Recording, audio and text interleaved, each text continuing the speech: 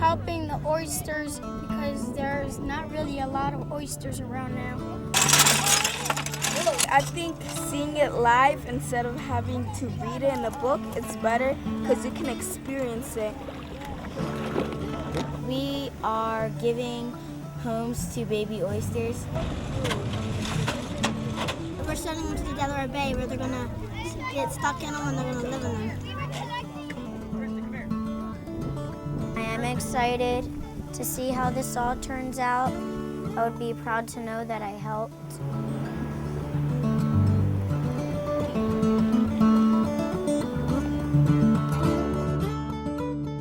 Project Ports is a very interesting project. It has a very nice overarching view in that it is able to integrate science and education together. It incorporates environmental awareness into it. Oysters, as the children have learned, are a big part of our ecosystem. And when the oyster population is healthy, the rest of the estuary is healthy. And teaching fourth graders about those kinds of things and having them participate in that helps to build stewardship down the line so they know about their environment. One of the primary ways that students can participate in Project Ports is to help us build shell bags. They're essential for the project because oysters have an interesting life cycle. Oysters have to attach themselves to something after their larval phase. Oyster larvae are in the water for a period of about 3 weeks, and during this period they're swimming a little bit and floating around with the water currents, and after they develop to that point they'll drop to the bottom and they'll look for a shell surface or other hard surface to settle to. And if they don't find that surface, they won't survive. So it needs something hard and firm, and one of the best substrates is another oyster. And this is how they form reefs, by one oyster settling on top of another oyster. And so these shell bags are critical. So it's a really nice way for students and others to get involved in helping to restore oyster reefs.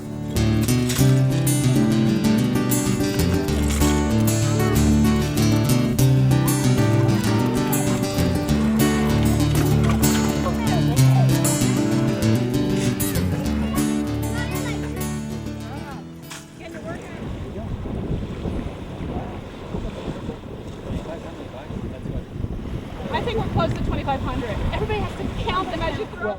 The barge is going to contain about 2,000 or better shell bags, which were constructed by our local school children.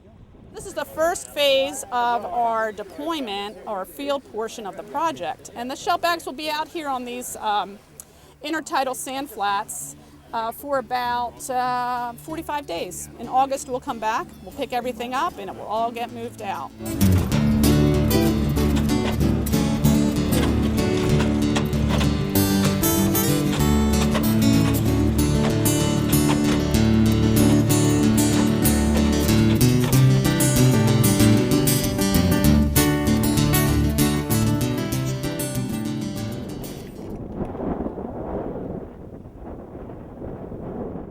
We threw the bags off the barge, and so they've been down here since June 26th, and during this time they have caught a very nice set of baby oysters. Wow. So here you can see the baby oyster spat on the shell, and they probably settled shortly after we put the bags in because they're pretty large size, so that's probably about 3 weeks worth of growth.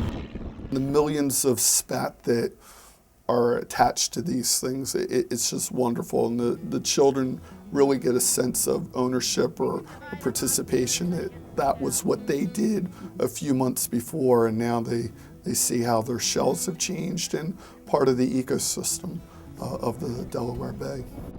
I would like to have an assessment of exactly how many young oysters settled per bag of shell, so I can figure out how many millions of oysters we helped give a home to this year.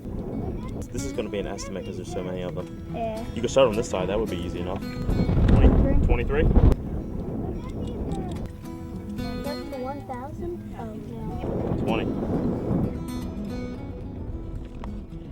And this is one that probably settled very early and is fast growing. Very nice. 5.